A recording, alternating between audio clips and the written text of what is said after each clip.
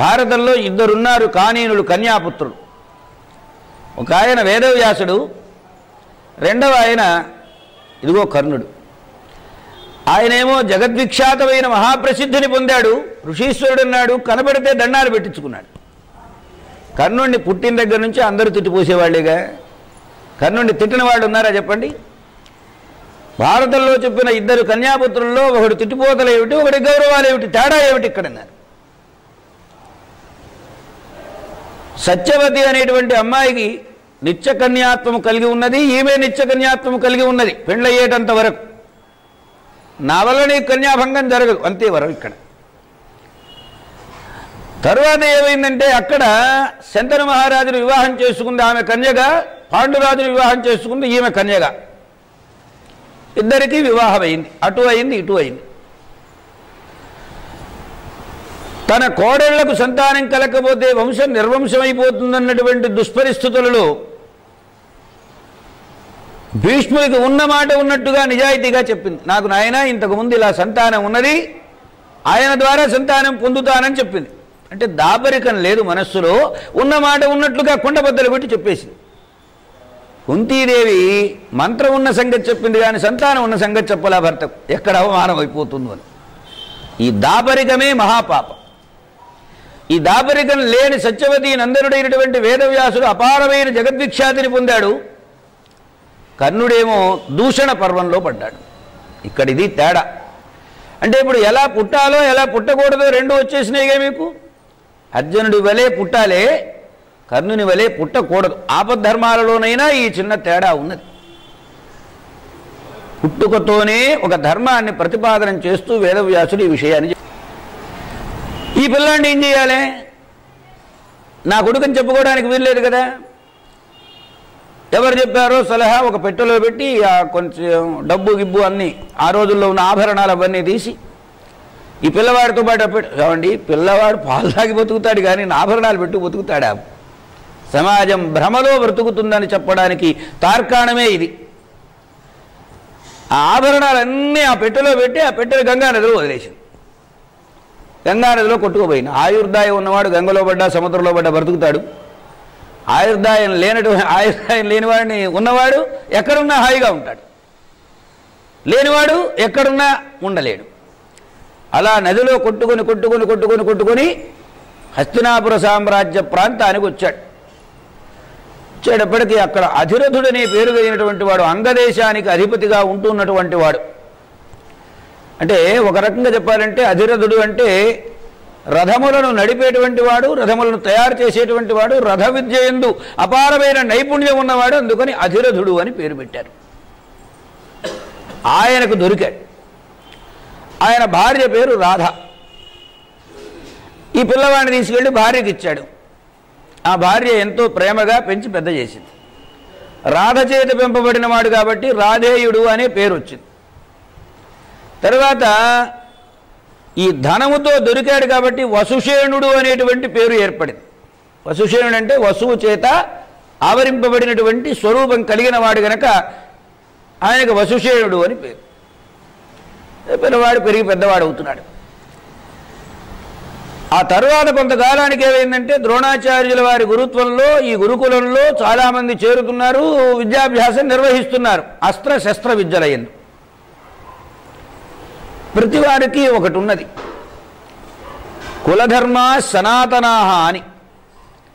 నీవు ఏ వంశంలో పుట్టావో ఆ వంశ సంబంధమైన అనుగతములైనటువంటి ఆయా కర్మల యందు నిష్ఠ విద్య తెలుసుకోవాలి. ఇక్కడ అధిరథుడైనటువంటి వాడు దరిదాపుగా 5-6 తరాల క్రితం ఎప్పుడో వాడు రాజులు అంగదేశానికి. కానీ ఇప్పుడు రాజరికాలు పోయినాయి. ఇక్కడ హస్తినాపురంలో రథచోదకుడుగా ఉంటున్నాడు, రథాలు తయారు చేసేటువంటి ఒక శకట నిర్వాహకుడుగా. ఈ దశలో రాజ్యం కోల్పోయినటువంటి వాడు తరువాత 2 రకాలు 3 రకాలుగా ఆ వంశంలో నుంచి దుర్వంశాలు ఏర్పడినటువంటి దాఖలాలు ఆ రోజుల్లో చాలా కనపడ్డాయి. ఇష్టంతో మనం స్వీకరించేవాళ్ళు, వాళ్ళకి సంతానం కలిగితే వాడేమవుతాడు, ఒక బ్రాహ్మణుకు క్షత్రియ కాంతకు కలిగిన వాడేమవుతాడు, ఇవన్నీ మళ్ళీ ధర్మశాస్త్రాల్లో చాలా వివరంగా చెప్పారు. అందుకనే ధర్మశాస్త్రంబులు ధర్మశాస్త్రజ్ఞులు ధర్మశాస్త్రంబని ఐతిహాసికులు మహేతిహాసమనియు భారతాన్ని గురించి ధర్మశాస్త్రమే ధర్మాన్ని నిర్వచించి చెప్పడం కోసమే మహాభారతం ఏర్పడింది. అటువంటి దశలో అధిరథుల దగ్గర పెరిగాడు. అతడిది సూత వంశం అయింది అప్పటికి. అందుకని సూతపుత్రుడు అని అందరూ చిన్నప్పటి నుంచి వాడిని ఎగతాళి చేయడం. ఒకప్పుడు రాజుగా ఉన్నటువంటి వాడి వంశంలో పెరిగాడు కాబట్టి రాజలక్షణాలు కూడా కొన్ని వచ్చినాయి. దానితో ఏం చేశాడంటే నేను కూడా ఆయుధ విద్యలు నేర్చుకొని క్షత్రియుళ్లాగా క్షాత్రాన్ని కాపాడుకోవాలని ఒక దృఢమైన నిర్ణయం బాల్యంలో ఏర్పడింది. ఏ ముద్ర అయితే బాల్యంలో పడుతుందో అదే ముద్రతో బ్రతుకుతాడు మనిషి. అందుకనే నేను పురాణం చెప్పేటప్పుడు 25, 30, 40 ఏళ్ల వాళ్ళకు పురాణం నేనేం చెబుతాను వాళ్ళేం వింటారు. 40 ఏళ్ల వాళ్ళకి పురాణం అంటే ఆల్రెడీ ఫిక్స్డ్ మైండేగా. ఏమండి 3వ ఏట ఎందుకు అవస్థలు పెడతారు పిల్లవాడిని కాన్వెంట్లో చేర్చి అని నేను చెప్పారనుకోండి, వింటారా ఎవరైనా? చేర్చి తీరాల్సిందే, మావాడు మేధావండి, అదంతా గారిపోతుంది ఆ తెలివితేటలన్నీ అని భయం. కనుక 40 ఏళ్ల వాళ్ళకి మనం ధర్మాలు చెప్పక్కర్లేదు. ఎవరికి చెప్పాలి ధర్మాలంటే 4 ఏళ్ల వాడికి చెబితే ఆ మనస్సులో ముద్ర పడుతుంది. ఆ ముద్ర పడినప్పుడు అది వాడికి అక్కరకు వచ్చినప్పుడు అది ఉపయోగపడుతుంది. కనుక ధర్మాలు ఎవరికంటే చిన్నపిల్లలకే చెప్పాలి. అలాగా పసితనంలో వాడి మనస్సులో పడినటువంటివి ఆ భావన నేను రాజు వలే బ్రతకాలే అనేటువంటి ఒక కోరిక మనస్సులో ఉంది. అలా పెరిగి పెద్దవాడైనాడు. తనున్న చోటు వేరు, తను కోరిన కోరిక వేరు. బాల్యం ఇలా నడిచింది. ద్రోణాచార్యుల వారు గురుకులాన్ని నిర్వహిస్తున్నారు. భీష్ముడు మొదలైనటువంటి వాళ్ళు ఆ గురుకులాన్ని అజమాయిషీ చేస్తున్నారు. ఆ సందర్భంలో కర్ణుడు కూడా వచ్చాడు. కర్ణుడు కూడా ద్రోణాచార్యుల దగ్గర కొంతకాలం నేర్చుకున్నాడు. సూతపుత్రుడు కాబట్టి నీకు చెప్పనలేదు. చెప్పడం చెప్పకపోవడం నిర్ణయించవలసింది ఎవరు అంటే ఆ గురుకులాన్ని నిర్వహించేటువంటి నిర్వాహకులు. వాళ్ళ అంగీకారం ఉన్నది, నేర్చుకున్నాడు, అయిపోయింది. తరువాత ఏం జరిగిందంటే ఈ అర్జునుని యొక్క విలువిద్యా నైపుణ్యాన్ని బాగా గ్రహించాడు. మాత్సర్యం ఏర్పడింది. బాల్యంలో ఉండేది మాత్సర్యముగా కామ, క్రోధ, లోభ, మోహ, మద మాత్సర్యములలో మాత్సర్యమే ఉంటుంది. వాడికంటే నేను గైరుగా ఉండాలి, వాడికంటే నేను గొప్పగా ఉండాలి, వాడికంటే నన్ను గొప్పగా అందరూ గుర్తించాలి. ఇది వాడు ఎందుకంత వాడు కావాలి. ఈ బాల్యంలోనే అర్జునుని పైన ఒక వ్యతిరేక భావన ఏర్పడింది. ఇది విద్య పెరుగుతున్న కొద్దీ ఒకరితో ఒకరంటే అర్జునుడి నుంచి తగువేం లేదు, కర్ణునికే తగువ భావం ఎక్కువ. అందువల్ల ఏం చేశాడు, ఎప్పుడూ ద్వేషిస్తూ ఉండేవాడు. అది ఎంత తీవ్రమైందంటే అర్జునుడిని నేను చంపి తీరాలే. ఇది ఎప్పుడు వస్తుందంటే దీన్ని ఏమంటారు మన వాళ్ళు మామూలుగా అయితే షాడిజం అంటారు. పసితనంలో ఏర్పడిన ఒక షాడిజం కర్ణునికి. ఓ మనిషి ఏదైనా వ్యతిరేకిస్తే ఎదురు వెళ్ళొచ్చు, 4 దెబ్బలు కొట్టచ్చు, 4 తిట్టచ్చు, ఇది చేస్తారు. కానీ వాడిని చంపి తీరాలని ఆలోచన అంటే వాడు బ్రతికున్నంత కాలం వాడి పేరే వినపడుతుంది, నా పేరు వినపడదు. నా పేరు వినపడాలంటే వాడు కావాలి. వాడిని చంపేంత గొప్పవాడిని నేను కావాలి. సరిగ్గా ఇదే భావం వశిష్ఠ విశ్వామిత్రుల్లో వచ్చింది. వశిష్ఠుణ్ణి అడ్డు తొలగించుకుంటే నాకు కీర్తి ప్రతిష్ట. తొలగించుకోవడం సాధ్యం కాదు కాబట్టి ఆయన బ్రహ్మర్షి అయినాడు కాబట్టి నేను బ్రహ్మర్షిని కావాలి. చిన్న చిన్న తేడాలు ఉంటే పాత్రల్లో, అంతే. అలాగనే కర్ణుడు కూడా అర్జునుడిని చంపాలనేంత తీవ్రమైనటువంటి కాంక్షతో పెరిగాడు. గురువుగారి దగ్గర అర్జునుడి మీద ప్రేమ ఎక్కువ అన్న విషయం తెలుసుకున్నాడు ద్రోణాచార్యులకు. ఈ ద్రోణాచార్యుని కంటే ఇంకెవరైనా గొప్ప గురువుగారు ఉన్నారా, ఆయన దగ్గర చదువుతాం ఎంక్వైరీ మొదలుపెట్టాడు. అంటే ఈ కాన్వెంట్లో బాగా చదువు చెబుతారా, ఆ కాన్వెంట్లో బాగా చదువు చెబుతారా, మనకు కావలసిన చదువు ఎక్కడ బాగా చెబుతారు. దీనితో ఏమైంది, భీష్మునకు విలువిద్య నేర్పినటువంటి వాడు పరశురాముడు. పరశురాముడి దగ్గరనే నేర్చుకోవాలి అని ఆయన మనస్సులో నిర్ణయం చేసుకున్నాడు. పరశురాముడి దగ్గరికి వెళ్ళాడు. పరశురాముడు ఏమిటి, క్షత్రియునకు మాత్రమే క్షాత్ర విద్య చెప్పాలి, అన్యతరులకు చెప్పకూడదని ఏదో ఒక నియమం పెట్టుకున్నాడు ఆయన. వీడేం చేశాడు, నేను క్షత్రియుణ్ణి అని చెప్పుకొని చేరాడు. ఒక పద్యం ఉంది, నీ చేతను నా చేతను వరమడిగిన కుంతి చేత వాసవు చేతను ధరణి చేతను నరయంగా కర్ణుడీల్గెన ఆర్గురి చేతన్ అని ఒక పద్యం. గురుచేత ధరణి చేతను అరయంగా కర్ణుడీల్గే ఆర్గురి చేతను. నీ చేత అంటే అర్జునుడు, నా చేత అంటే కృష్ణుడు, మనమిద్దరం ఇక్కడ ప్రత్యక్షం. వరమడిగిన కుంతి చేత, ఈ ఒక్క పద్యమే కర్ణుడికి అట్లా చూపిస్తుంది మనకు. పరశురాముడి దగ్గరికి వెళ్ళాడు. వెళ్ళి నేను క్షత్రియుణ్ణి అని అబద్ధం చెప్పుకొని చేరాడు. క్షత్రియుణ్ణి కాదు, చేరాడు. మొత్తం మీద విద్యాభ్యాసం జరుగుతున్నది. బ్రాహ్మణుణ్ణి అని చెప్పి చేరాడు. నిజమే కాబోలు వాడు ఏది చెబితే అదేగా. చతుస్సాగర పర్యంతం గో బ్రాహ్మణేభ్యః శుభం భవతు అంటాంగా మనం, అలాగే అన్నాడు. సరే, విద్యాభ్యాసం జరుగుతుంది. ఒక రోజున అడవిలోకి వెళ్ళారు గురు శిష్యులు ఇద్దరు. కూర్చున్నాడు. కూర్చుంటే ఆయన తలకాయ ఒళ్ళో పెట్టుకొని పడుకున్నాడు. ఒక కుమ్మరి పురుగు వచ్చి తొడలో చేరి తొలవడం మొదలుపెట్టింది. సరే, అది ఇంద్రుడు అన్నారు, అది వేరే విషయం. అవునా కాదా అనేది పక్కన పెట్టండి. ఇంద్రుడికి పక్షపాతం ఉందా లేదా, అర్జునుడి పక్షం వహించాడా, చాలా ఉన్నాయి దీని మీద అపప్రథాలు. పురుగు తొలుస్తుంటే నెత్తురు కారుతున్నది. గురువు గారికి నిద్రాభంగం ఎక్కడవుతుందో అనేటువంటి భయంతో అలాగే సహిస్తూ సహిస్తూ సహిస్తూ ఊరుకున్నాడు. కొంత సమయానికి తలకాయ అంతా తడిసిపోయింది. ఏమిటో తలకాయ తడిసింది అని మెడుకు వచ్చి చూసేటప్పటికి వీడికి ఇక్కడ పెద్ద గాయమైంది. పురుగు లోపల తొలుస్తున్నది, నెత్తురు కారిపోతున్నది. కారిపోతుంటే అప్పుడు అన్నాడు, ఎవరు రాను అన్నాడు. అయ్యో నాయనా, ఇదా నీకు ఆపద వచ్చిందా అనలేదు. ఎవరు రాను అన్నాడు. నేనండి కొంచెం తడబడ్డాడు. నువ్వు బ్రాహ్మణుడేనా అన్నాడు. అవునండి అన్నాడు. తప్పు ఇది, నువ్వు బ్రాహ్మణుడు కాదు. బ్రాహ్మణుడు అయితే ఇంత సహనం ఉండదు, అంటే బాధా సహనం ఉండదు. సహనం అంటే మామూలు సహనం వేరు, బాధను సహించడం వేరు. ఇంత చిన్న బాధ వస్తే వాడు కొయ్యో మొర్రో అని పెద్దగా కేకలు పెడతాడు. నువ్వు పంటి బిగువన దీని బాధను భరించావంటే నీవు క్షత్రియుడవై ఉండాలే, అంతేగాని నీవు బ్రాహ్మణుడవు కాదు అంటే నిజం ఒప్పుకున్నాడు. అబద్ధమాడినటువంటి నీ దోషం కోసం నేను శాపం పెడుతున్నాను. నీవు యుద్ధం చేసేటప్పుడు నీ రథచక్రం నీవు నేర్చినటువంటి ఈ అస్త్రాలు శస్త్రాలు ఏవి నీకు పనిచేయకుండా పోతాయి అన్నాడు. అంటే గురువుగారు ఇచ్చిన విద్య లాగేసుకున్నారని అర్థం. పరశురాముడి దోషం అందామా, కర్ణుడి దోషం అందామా? అంటే నీవు సంపాదించదలిచిన దానిలో ఎన్నుకునే మార్గం ఎలా ఉంటుందో చూపించారు, ఎలా ఉండకూడదో చూపించారు. ద్రోణుని పాదం పట్టిన అర్జునుడు ద్రోణుడి దగ్గరే నేర్చుకున్నాడు. ద్రోణుని గురువుగా భావించాడు. యుద్ధం వచ్చినా కానీ గురువు గారికి ముందు నమస్కార బాణాలు చేసి యుద్ధం చేశాడు. గురుభావన తగ్గలే.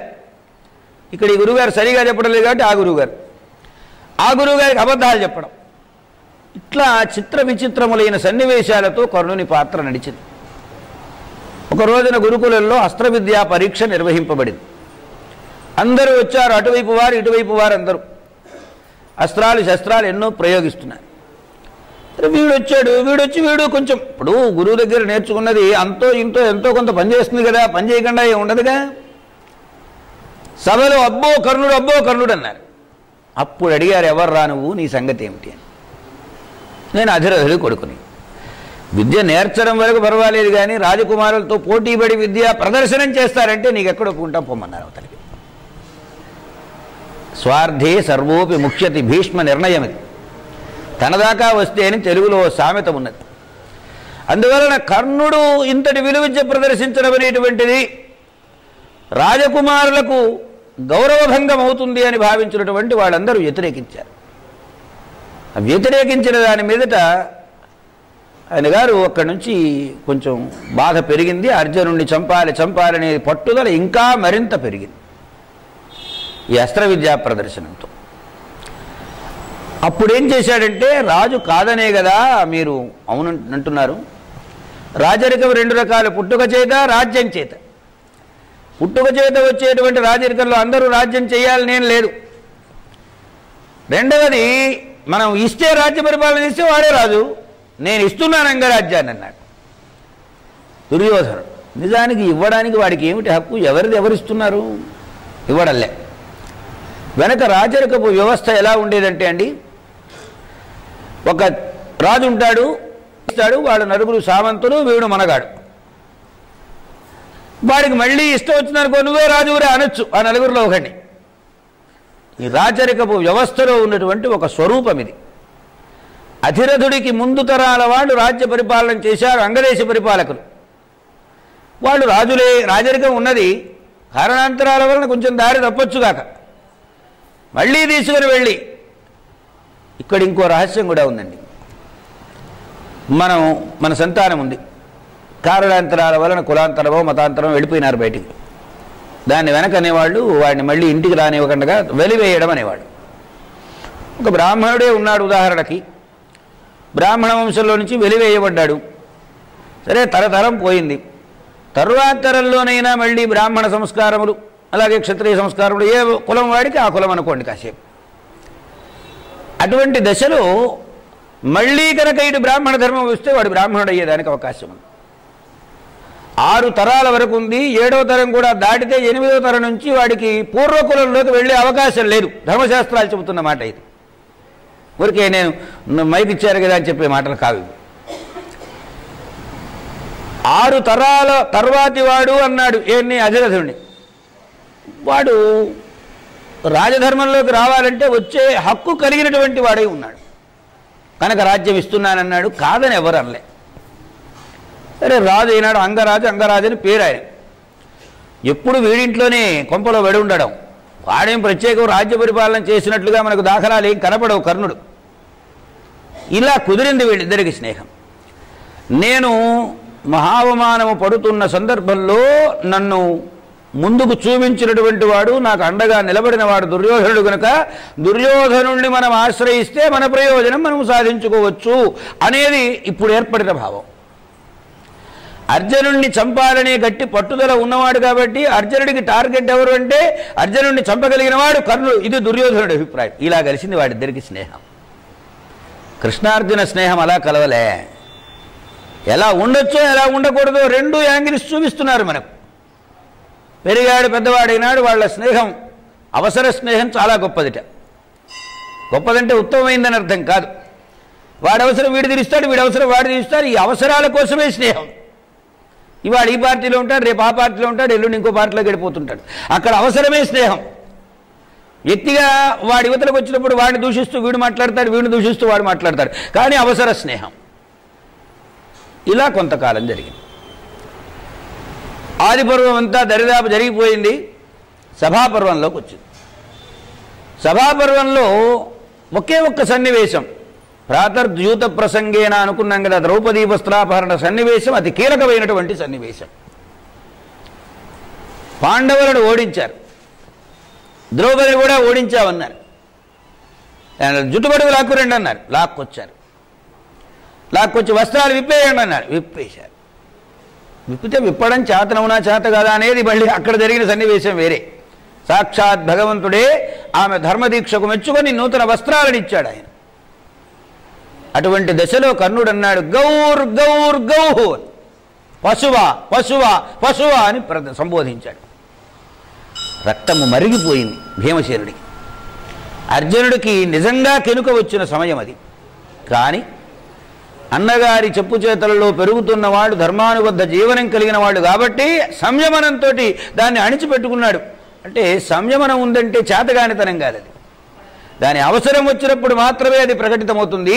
అవసరం లేనప్పుడు అది గుంభనగా నివురుగప్పిన నిప్పులాగా ఉంటుంది. అర్జునుడి మనస్సులో ఆ క్షణంలో కలిగిన భావం. భీముడు ఇట్లా చూపించాట దుర్యోధనుడు, రా కూర్చో ఇక్కడని ద్రౌపదికి. ఎంత అసఖ్యకరమైన సన్నివేశం అంటే ద్రౌపది వస్త్రాపహరణం అంత అసఖ్యం. అప్పుడు భీముడు లేచాడు, వెళ్ళి నీ తొడలు పగలగొడతానన్నాడు. అట్లాగే దుశ్శాసురుడి రొమ్ము చీల్చేస్తారన్నాడు. భయభరకరమైన ప్రతిజ్ఞలు ఎన్నో చేశాడు. ఆ సమయంలో కర్ణుడు అన్నటువంటి మాట పశువా పశువా పశువా అనడంతో పాటుగా 5 మొగుళ్ళు ఉన్నారు, నీకేం లాభం? ఒక్క మొగుడు కూడా నిన్ను ఈ సమయంలో కాపాడగలిగిన స్థితిలో లేడు, దాసులై బ్రతుకుతున్నారు. నిన్ను కాపాడగలిగిన మేటి అయినటువంటి ఓ మంచి మొగుడిని వెతుక్కో అన్నాడు. ఏ స్త్రీనైనా అట్లా అంటే భరించగలదా అండి? ఇంతకంటే దుర్మార్గం ఉంటుందా అండి? దుర్యోధనుడు ఇలా అనడం చూశాడు, దీనికి వంత పాడాడు వాడు. అంటే దుర్యోధనుడికి వంత పాడే క్యారెక్టర్ అయింది కర్ణుడి పాత్ర.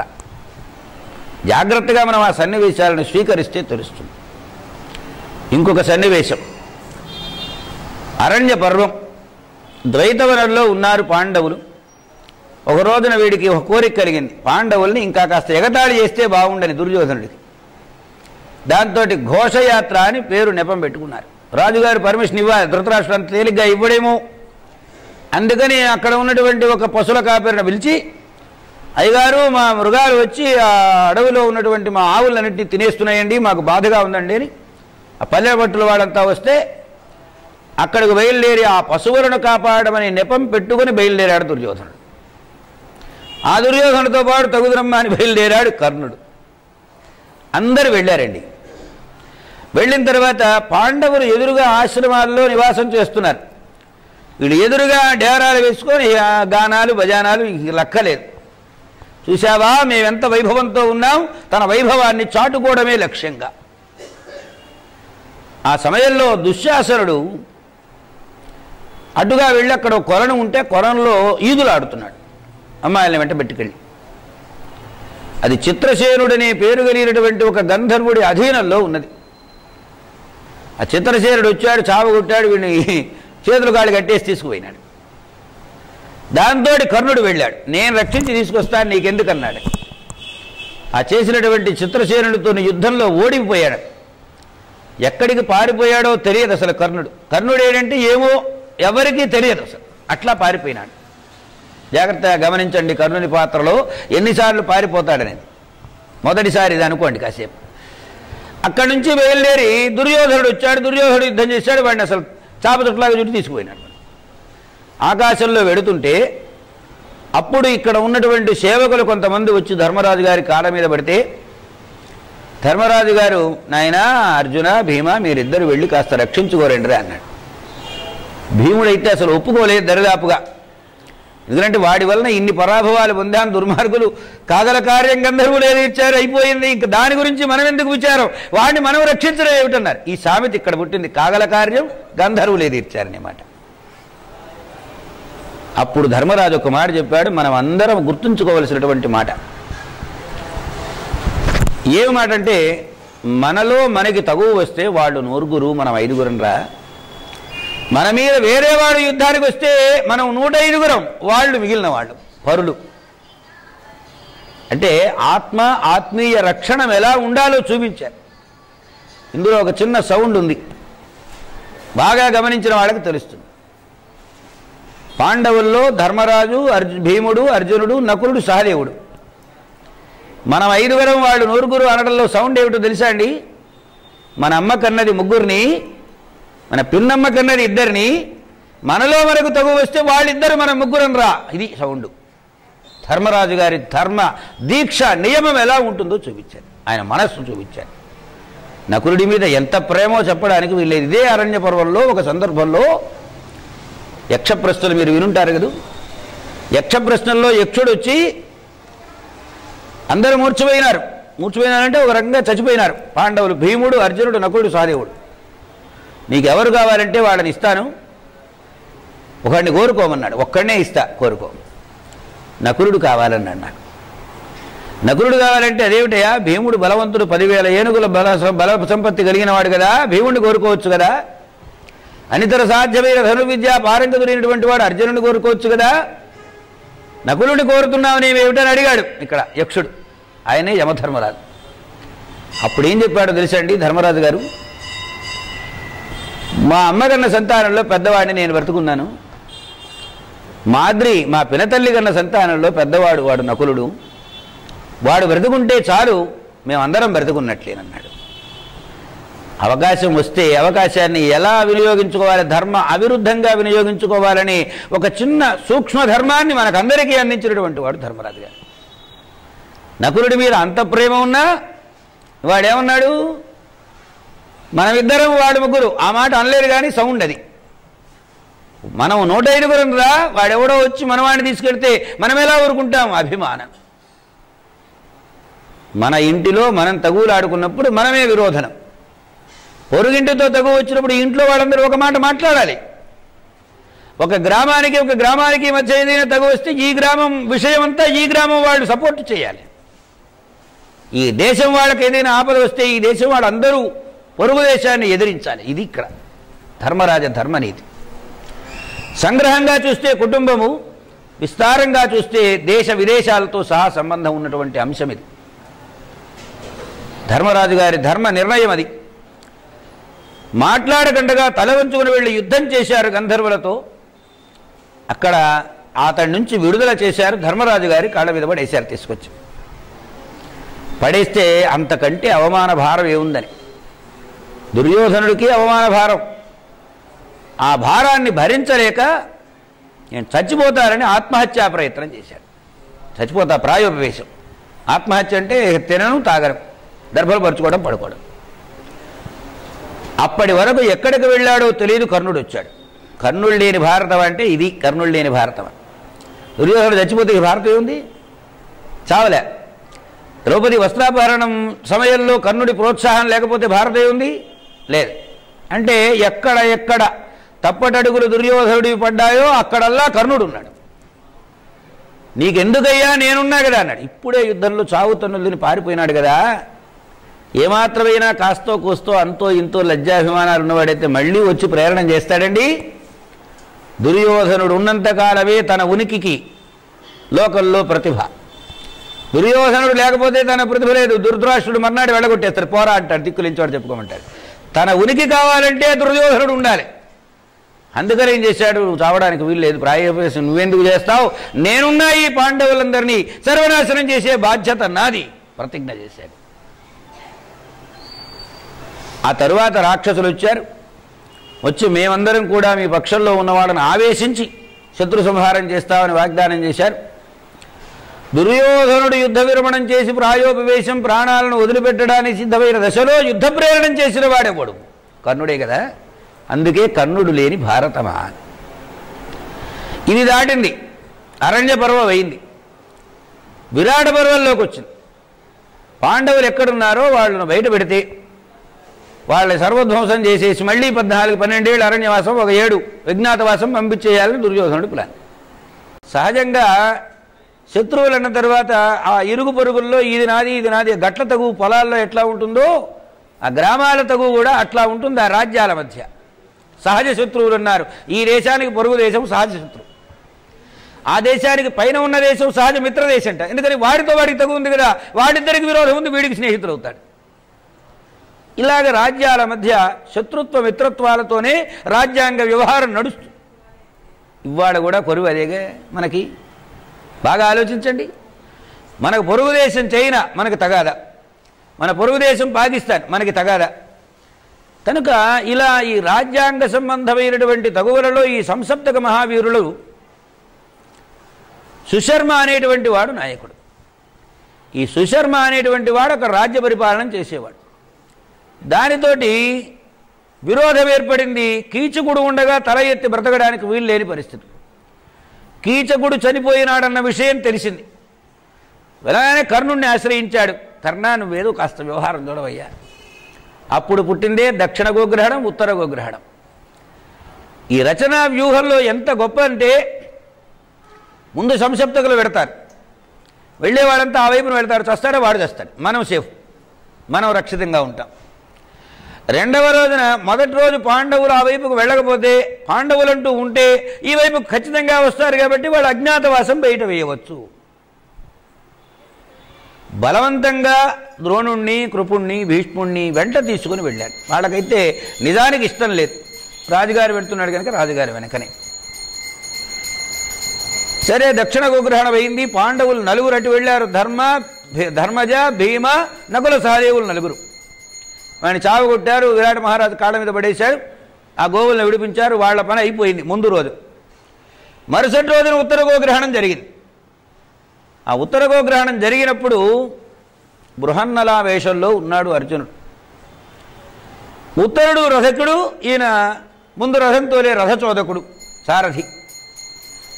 అవశ్యమైన పరిస్థితులలో అంగీకరించి వాడిని ముందు రథచోదకుడుగా పెట్టుకొని రథం మీద వచ్చాడు. ఉత్తర కుమార ప్రజ్ఞలు విన్నారుగా మీరు. అటువంటి వాడు తీరా వీళ్ళని చూసేసరికి గుండె బద్దలైంది. బాబోయ్, వీళ్ళతో నేనెక్కడ యుద్ధం చేస్తానని రథంలోంచి దూకి పారిపోయినాడు. నీకెందుకు నువ్వు అలా కూర్చో, నేను యుద్ధం చేస్తానని అర్జునుడు ప్రేరణ చేసి తీసుకొచ్చాడు. వచ్చడివాడు ఫల్గునుడు అవశ్యము గెల్తుమనంగరాదు. అంత తేలిగ్గా వీడిని వంచడం సాధ్యం కాదు. సరిగ్గా ఇదే మాటలు. నదీజ లంకేశవనారికేతు నగహ్వయో నామ నగారిసూనుగు ఏషగ అంగనావేషధర కిరీటి మూలం జిత్వా వయం నేష్యతి చాజ్యగావః. అష్టౌ శ్లోక సహస్రాణి అష్టౌ శ్లోక శతాని చ అహం వేద్మి సుకో వేత్తి సంజయో వేత్తి వా నవ అంటారు వ్యాసుల వారు. అదేమిటంటే 8800 శ్లోకాలు మహాభారతంలో తెలియవు. గ్రంథులు అంటారు. అంటే గ్రంథంలో వేసిన ముడులు అన్నమాట. ఆ ముడులు విప్పడం అంత సులువైన పని కాదు. దీనికి పూర్వచరిత్ర ఒకటి ఉంది. మహాభారతం రాదాము అని ఆయన సంకల్పం చేసుకొని తపస్సు చేసి సృష్టి ఆది నుండి సృష్టి అంతం వరకు ఉన్నటువంటి సమగ్రమైన విషయాన్నంతటినీ మెదడులోకి తెచ్చుకున్నాడు. రాయడం మొదలు పెడితే ఒకటి రాస్తే ఇంకోటి పోతున్నది. నేను చెబుతుంటే రాసేవాడు ఎవడైనా ఉంటే బాగుండు అనిపించింది ఆయన వ్యాసుల వారికి. దాంతో ఎవరు రాయడం అని బ్రహ్మగారి గురించి తపస్సు చేశాడు. అంటే అప్పుడు ఆయన ఈశ్వరుని అనుగ్రహం ద్వారా విఘ్నేశ్వరుడి సహాయం తీసుకోమని సలహా చెప్పి వెళ్ళిపోయినాడు. విఘ్నేశ్వరుడు రాయడానికి వచ్చాడు. వ్రాయస కాడు వ్యాసుల వారికి. ఆయన షరతు పెట్టాడు, నన్ను ఏ పని వచ్చినా శుభం వచ్చినా అశుభం వచ్చినా శ్రీ మహాగణాధిపతి మావాయామి స్థాపయామి పూజయామి ప్రతివాడు పిలుస్తాడు కదా. నేను అంత తేలిగ్గా ఒకచోట కట్టుబడి ఉండేవాడు కదయ్యా. ఎవరు పిలిస్తే వాళ్ళ దగ్గరికి పరిగెత్తుకోపోవాలి. కాబట్టి నేను ఊ అని అనకముందు నువ్వు చెప్పాలి. చెప్పేది ఏదైనా నేను ఊ అనే అవసరం వచ్చిందా ఇక అక్కడి నుంచి మానేసిన ఆధార నేను వెళ్ళిపోతా. తర్వాత మళ్ళీ నేను వచ్చినప్పుడు రాసుకుందాం అనేటప్పటికి వ్యాసుల వారు బాగా దానికేం భాగ్యం తలటాయి కానివ్వండి అన్నాడు. కూర్చున్నవాడు లేవకండగానే ఆయన మహాభారత గ్రంథం చెప్పారు. ఆయన రాశాడు. ఏం చేసేవాట ఆయనకు చక్కచక్క రాసుకునేది. చెప్పడం చదువుతూ ఉంటే ఈయన రాసుకుంటూ ఉంటే సరిపోతున్నది. ఊ అనే సమయం వస్తోంది అనిపించగానే ఒక జటిలమైన ఓ శ్లోకం పడేసేవాట. అయితే ఈయన పెట్టిన షరతు ఏమిటి, నేను చెప్పిందల్లా నువ్వు అర్థం చేసుకునే రాయాలి, అర్థం చేసుకోకుండా రాయకూడదు అని ఈయన షరతు పెట్టాడు. సరే అన్నాడు, నాకు తెలియని విషయమా అని. ఇక్కడ వ్యాసుడు విఘ్నేశ్వరుడు ఇద్దరు పోటీపడి వ్రాసిన గ్రంథం ఈ మహాభారతం. రాస్తున్నాడు ఊ అనేటప్పుడు ఒక శ్లోకం పడేసేటప్పటికి ఈ శ్లోకం అర్థమయ్యేటప్పటికి ఇక 2-3 వేల శ్లోకాలు ఆయనకు ప్లాట్ వేసేసుకునేవాడు. గ్రంథులు అంటారు వీటిని. దాని గురించి చెబుతూ అష్టౌ శ్లోక సహస్రాణి అష్టౌ శ్లోక శతాని చ అహం వేద్మి. చెప్పినవాడిని నేను కాబట్టి నాకు అన్నీ తెలుసు. సంజయో వేత్తి అహం వేద్మి సుఖో వేత్తి. నా కుమారుడు కాబట్టి ఆత్మావై పుత్రనామాసి. ఒక్క శ్లోకంలో మహాత్ములు చెప్పిన దానిలో ఎంత దూరపు అర్థాలున్నాయో మనం గ్రహించుకోవాలి. సుకుడికి తెలుసు. సంజయో వేత్తి సంజయుడికి తెలుసు. వా నవా సంజయుడు కూడా అంతా తెలుసునో తెలియదో ఒక అర్థం ఇది. సంజయో వేత్తి సంజయుడికి తెలుసు.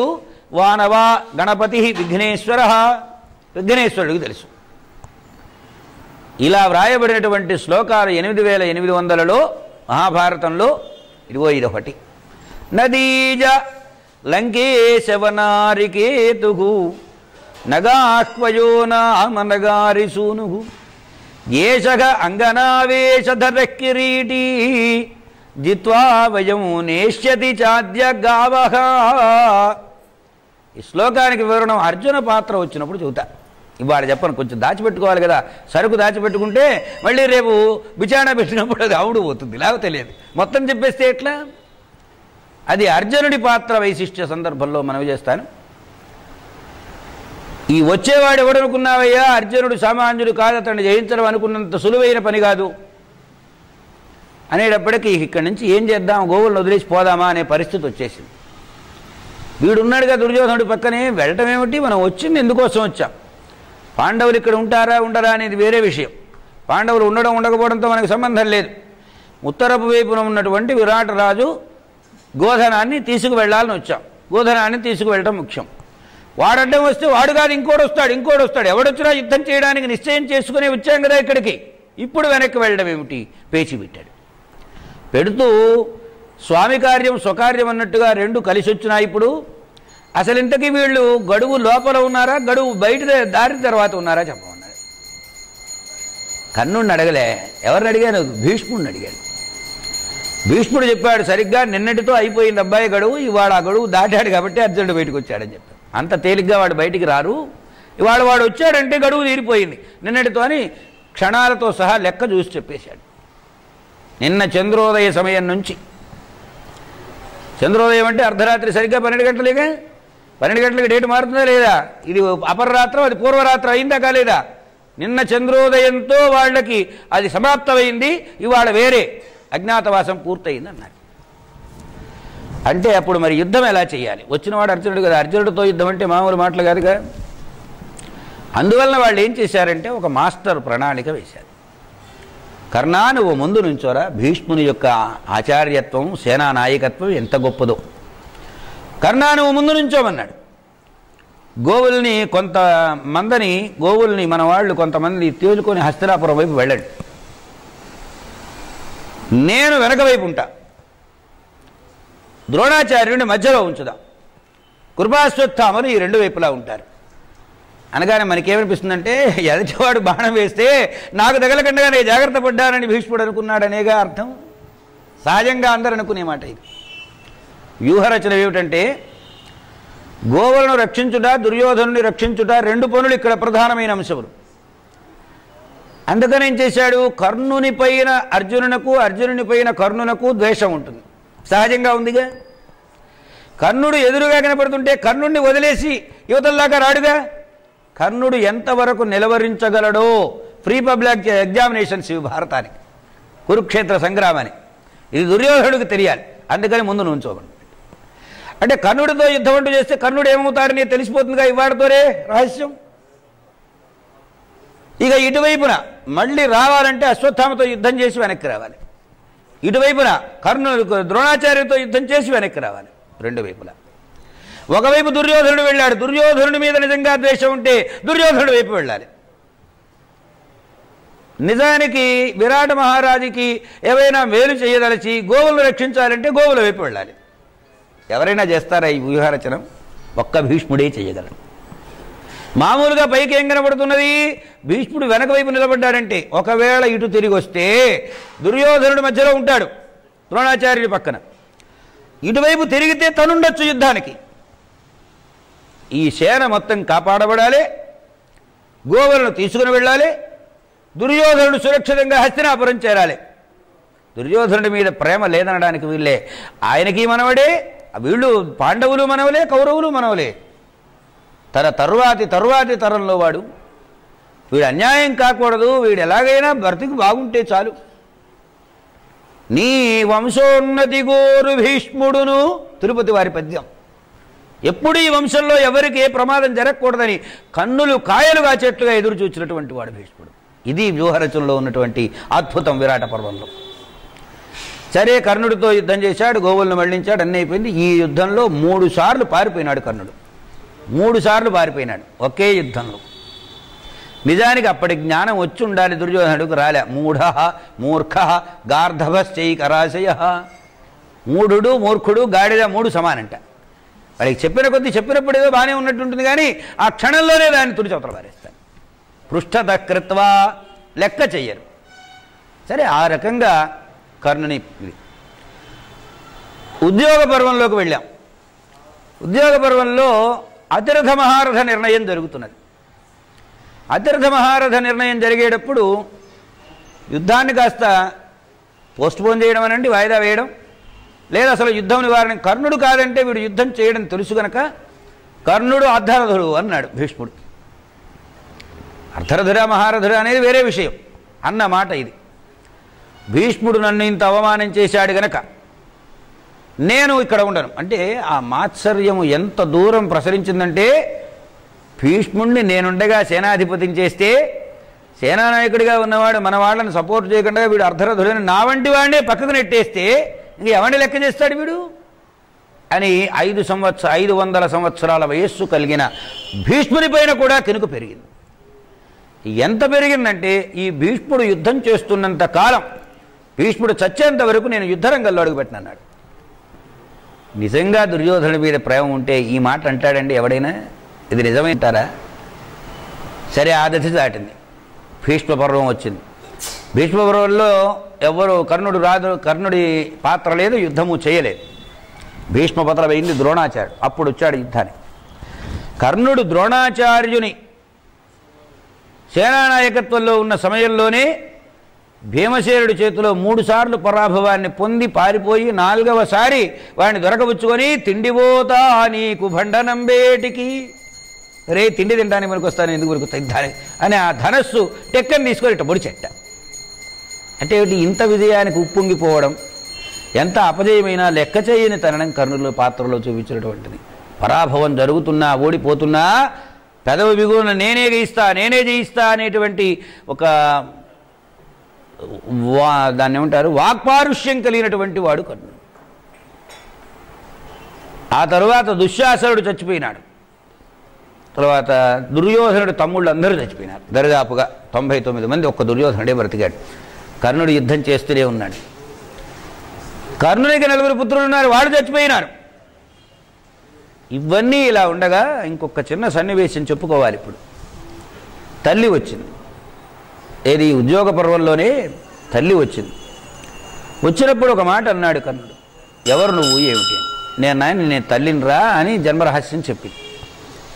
చెబితే దానికి ఏమన్నాడంటే, ఎందుకు వచ్చావు నువ్వు ఇక్కడికి అన్నాడు.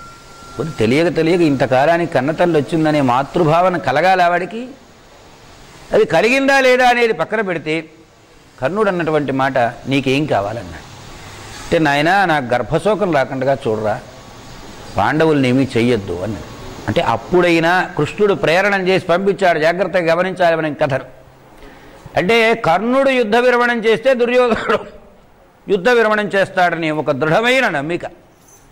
అంటే చిట్ట చివరి ప్రయత్నం కర్ణుడికే జన్మరహస్యం చెప్పాడు ముందుగానే శ్రీకృష్ణస్వామి. తరువాత రెండవది ఇక్కడ ఇది చెప్పారు. ఇంత చెప్పినా దుర్యోధనుడి వైపే, అర్జునుడిని చంపుతా, నీకు 5 కొడుకులు 5 మిగులుతారన్నాడు. 5లో కర్ణుడు మిగులుతారా? 5 అవుతారు, అర్జునుడు పోతాడు.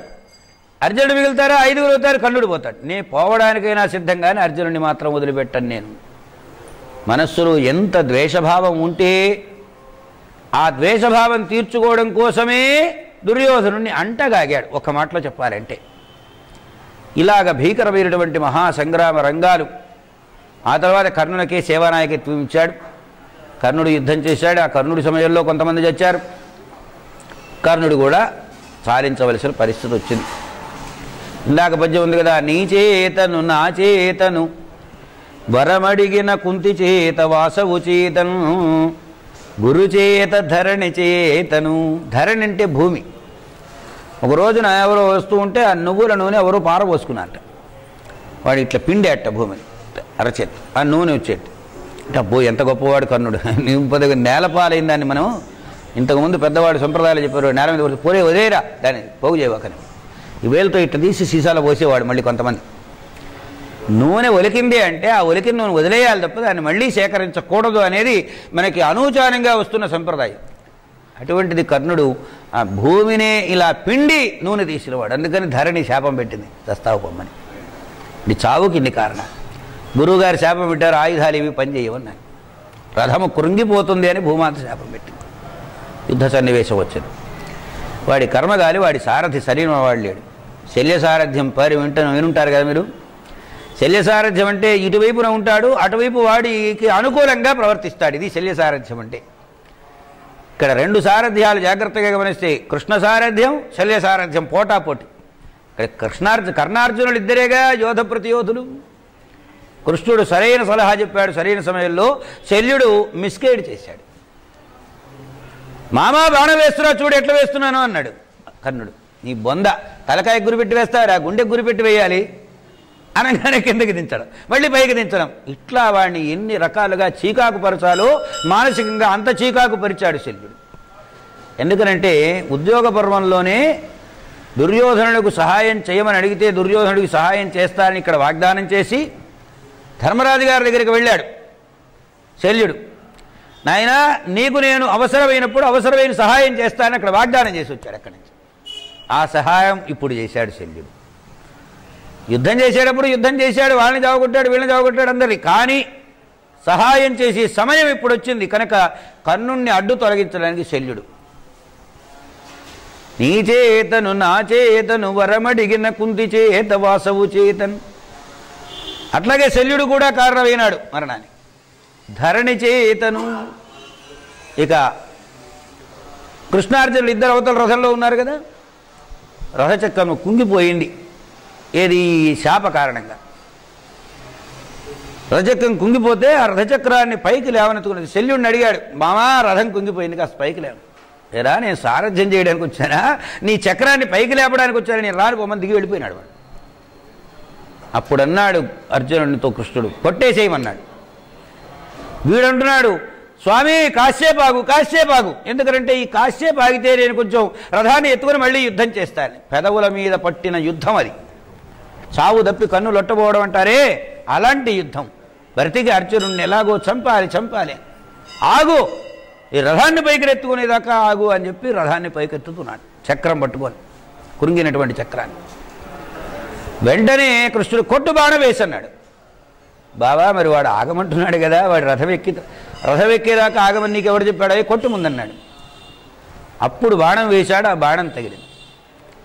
బాణం తగిలితే ఆ బాణానికి నిహతుడైనాడు. సరే, ఇంతవరకు కర్ణుని పాత్ర ముగింపు చెప్పుకున్నాం. కర్ణుడు మహాదాత కదా, దాన వీర శూర కర్ణ. వీర ఎంత వీరుడో తెలుసుకున్నాం, శూర ఎంత శూరుడో తెలుసుకున్నాం. అటువంటి ఆ కర్ణుడు దానకర్ణుడని పేరు కదా. ఎవరైనా దానం చేస్తుంటే ఆయన దానకర్ణుడండి అంటుంటారు కదా సహజంగానే. ఆయన దానకర్ణుడు కావడానికి ఒక కారణం ఉంది. సహజంగా హృదయంలో నుంచి వచ్చేదో పుణ్యం కోసమో పురుషార్థం కోసమో పుణ్యలోకం కోసమో చేసిన దానాలకు కావండి. అది ఏమిటంటే ఘోషయాత్ర సమయంలో ప్రాయోపవేశం దుర్యోధనుడు చేసిన సమయంలో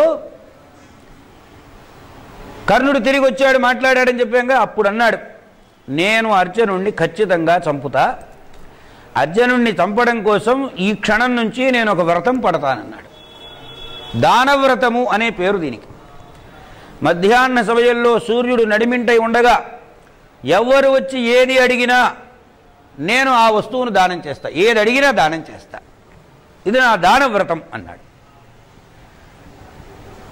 ఈ సన్నివేశమే కర్ణుని పాత్ర మీద అత్యంత కీలకమైనటువంటి విషయం.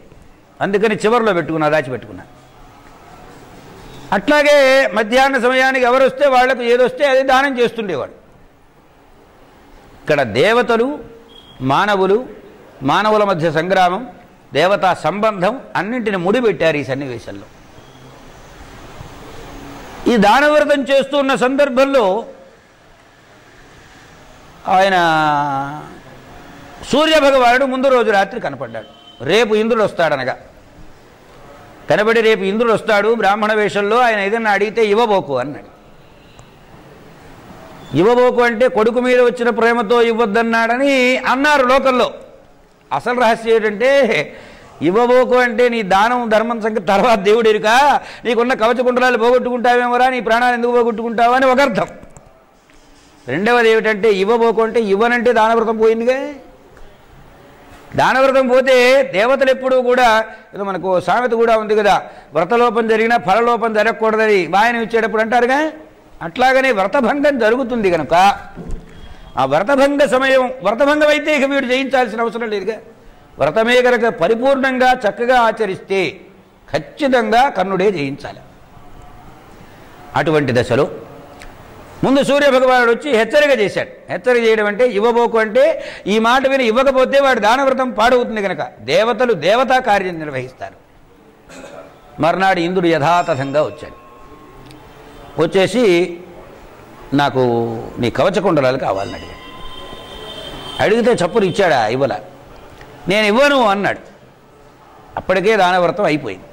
సరే నీ ఇష్టం, ఇవ్వకపోతే మానే అంటే వాగ్దానం చేత మనస వాచ కర్మణ కదా, మూడు రకాలుగా పుణ్యం కానీ పాపం కానీ. ఎప్పుడైతే నీవు నేను ఇవ్వను అన్నావో ఆ మరుక్షణంలోనే నీ వ్రతం భంగం అయిపోయింది. అది చాలు వాడికి.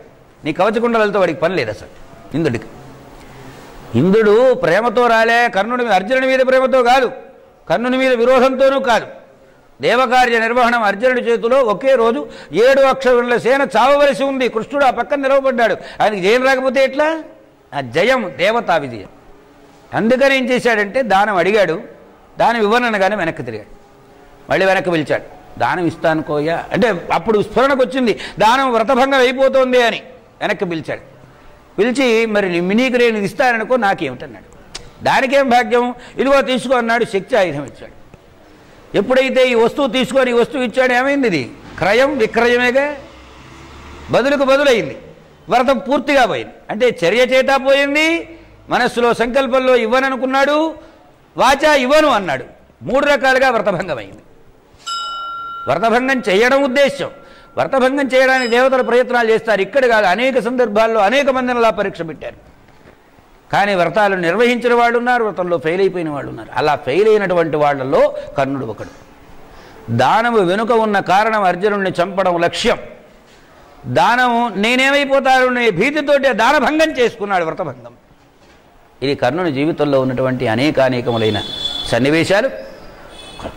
జాగ్రత్తగా తరిచి చూస్తే ఏంటంటే భారతం చదివిన వాళ్ళు భారతోపన్యాసం మొదలుపెడుతున్నారు. భారతం చదవకుండా భారతోపన్యాసం ఏమిటండి అసలు? భారతం చదివిన తర్వాత నీకు ఆ వ్యాసానుగ్రహంతో కలగవలసిన అనుభూతులు కలిగిన తర్వాత అప్పుడు చెబితే ఆ భారతానికి నిండుదనం విలువ వస్తుంది. కర్ణుని పాత్ర ద్వారా మనకు చెప్పదలిచిన మాట. మొట్టమొదటి ఎలా పుట్టకూడదో చెప్పారు, రెండవది ఎలా పెరగకూడదో చెప్పారు, మాత్సర్యం. మూడవది ఇదిగో దానవ్రతం. ఇలాగా విద్య గురువుగారి దగ్గర నేర్చుకునేటప్పుడు దొంగతనంగా పేరబద్ధం చెప్పుకోవడం, ఇవన్నీ కర్ణుల్లో ఉన్నటువంటి ఛాయారూపంలో ఉన్న దోషములు. ఇన్ని దోషాలతో నీ జీవితం పెరగకూడదురా పిచ్చిన ఆయన. దోషరహితమైన జీవితాన్ని గడపవలసింది. ఇది కర్ణుని పాత్ర ద్వారా మనకు అందిస్తున్నటువంటిది. స్నేహం చెయ్యి, ఉత్తమ స్నేహం చెయ్యి. నీ అవసరం కోసం స్నేహం చేయకు. ఇది మనకు చాలా ప్రధానంగా చెప్పినటువంటి విషయం. ఇటువంటి మంచి అవకాశం కర్ణుని పాత్ర. కర్ణుడు చెడ్డవాడని నేను అన్ను. సూర్యభగవానుని అంశతో పుట్టినటువంటి వాడు ఆయన మహానుభావుడే.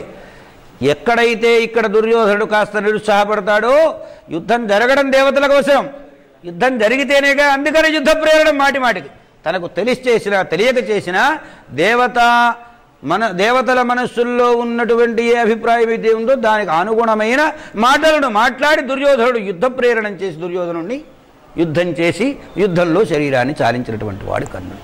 శుక్లాంబరధరం విష్ణుం శశివర్ణం చతుర్భుజం ప్రసన్నవదనం ధ్యాయేత్ సర్వవిఘ్నోపశాంతయే. గురుర్బ్రహ్మా గురుర్విష్ణుః గురుర్దేవో మహేశ్వరః గురుః సాక్షాత్ పరం బ్రహ్మ తస్మై శ్రీగురవే నమః. అభ్రశ్యామ పింగజటాబద్ధకలాపః ప్రాంశుర్దండీ కృష్ణమృగత్వక్పరిధానః. సర్వాన్ లోకాన్ పావయానః కవిముఖ్యః పరాశర్యః పర్వస్వరూపం వివృణోతు.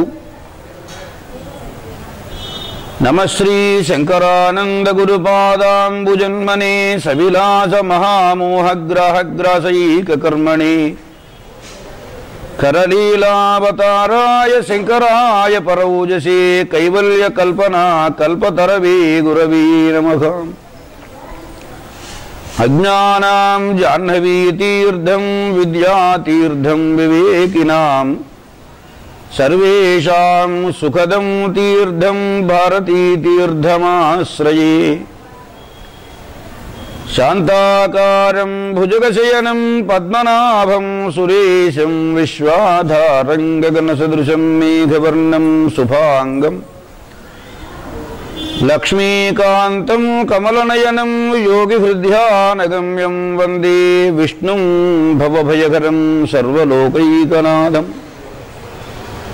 నారాయణం నమస్కృత్య నరం చైవ నరోత్తమం దేవీం సరస్వతీం వ్యాసం తతో జయముదీరయే. అస్మత్ శ్రీ గురుచరణారవిందాభ్యాం నమః. శ్రీ శారదాంబాయై నమః.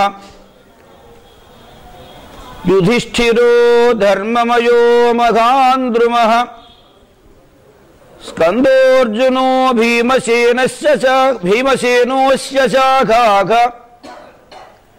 మాద్రీసుతౌ పుష్పఫలే ద్రుమస్య మూలం కృష్ణః బ్రహ్మ చ బ్రాహ్మణాశ్చ. ధర్మ అధర్మ రూపములైనటువంటి 2 వృక్షములను గురించిన మాట చెప్పారు వ్యాస మహర్షి. భారతం ఎంత దూరం వెళ్ళినా ఈ శ్లోకం అనుబంధంగా వస్తుంది. దీనిని బట్టే అన్వయాలు చేయాలి. మన ఇష్టం వచ్చినట్లుగా మనకి తోచినట్లుగా చెప్పడానికి వీళ్ళే.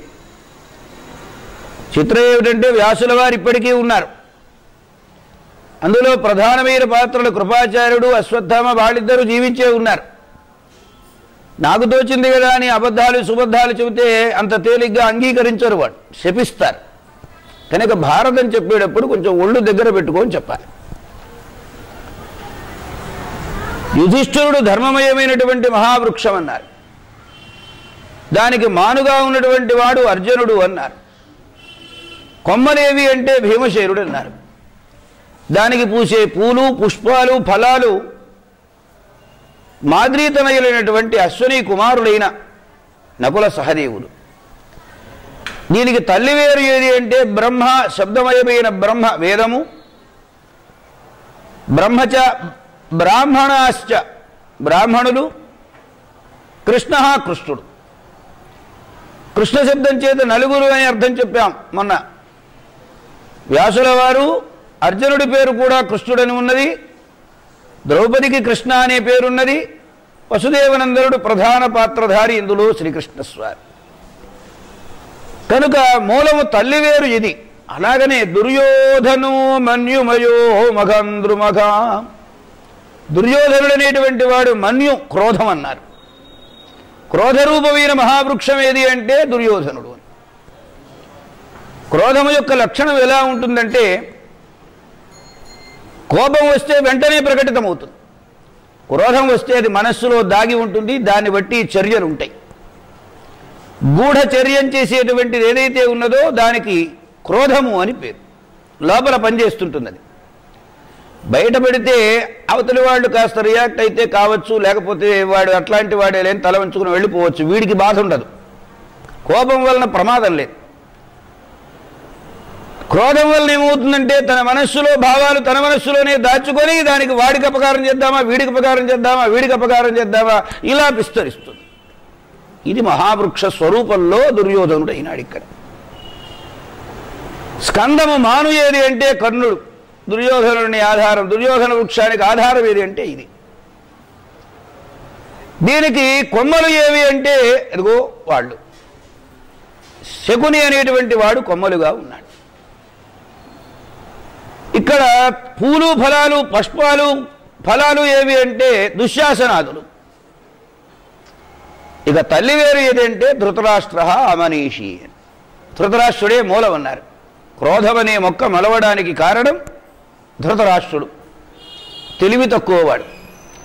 లోకంలో తండ్రులున్నారు, బిడ్డలున్నారు. బిడ్డలను సమాజ శ్రేయస్సుకు అనుగుణంగా పెంచాలి కానీ తన మనస్సులలో ఉన్నటువంటి భావములను బిడ్డల మీద రుద్దకూడదు. రుద్దితే ఏమవుతుందంటే వీడి నుంచే నేర్చుకుంటాడు. దానికి అనుగుణంగానే వీడి ఉపదేశాలు ఉంటాయి, వీడి చర్యలు ఉంటాయి. తల్లివేరు బలంగా ఉంటే తల్లివేరును బట్టి చుట్టూ బలంగా ఎదుగుతుంది. ఇక్కడ క్రోధరూపమైన మహావృక్షం పుట్టడానికి పెరగడానికి కారణమైన వాడెవడు అంటే ధృతరాష్ట్రుడు. ధృతరాష్ట్ర దుర్యోధనుడని జంట వీడు. ఈరోజు వాళ్ళిద్దరి గురించే మాట్లాడుకుందాం. ధృతరాష్ట్రుని పుట్టుకల గురించి కొంచెం చెప్పుకుందాం. కొంచెం విస్తారంగా ఇవాళ చెప్పుకుందాం. ఎలా పుట్టాలో చెప్పేది, ఎలా పుట్టకూడదో చెప్పేది రామాయణం అనుకున్నాం కదా. దాన్ని ఇటు అప్లై చేస్తే ఎలా పుట్టకూడదో చెప్పేది ఇక్కడ ధృతరాష్ట్రుని కథ. తండ్రి చనిపోయినాడు, తల్లి విధవరాలైంది, వంశం నిర్వంశమైపోతుందనేటువంటి స్థితిలో సత్యవతి భీష్ముడిని ప్రార్థించింది. భీష్ముని సలహా మేరకు వ్యాసుల వారిని కోరింది. ఇంతవరకు ఆపద్ధర్మంగా మనం పెద్దగా తప్పు పట్టవలసిన విషయం కాదు ఇది. తప్పు ఎక్కడ జరిగిందంటే ఈ తల్లి అంగీకరించి అంతఃపురంలో పడక గదిలోకి వెళ్ళి వ్యాసుల వారిని చూడగానే ఆయన యొక్క దివ్యమైన తేజపుంజాలతో భయపడిపోయి కళ్ళు గట్టిగా మూసుకున్నది. అంటే తనకు ఇష్టము లేని పురుషునితో సంయోగం చెందుతున్నానన్న భావం హృదయంలో బాగా ఉన్నది. సంయోగం మామూలుగా జరిగింది. ఆయన అనుగ్రహించాడు. పుట్టినవాడు గుడ్డివాడైనాడు. గుడ్డివాడు పుడతాడనే విషయం ముందుగానే తల్లికి చెప్పేశాడు. గదిలోంచి బయటికి రాగానే అమ్మ పుట్టబోయేవాడు గుడ్డివాడు అవుతాడని చెప్పాడు.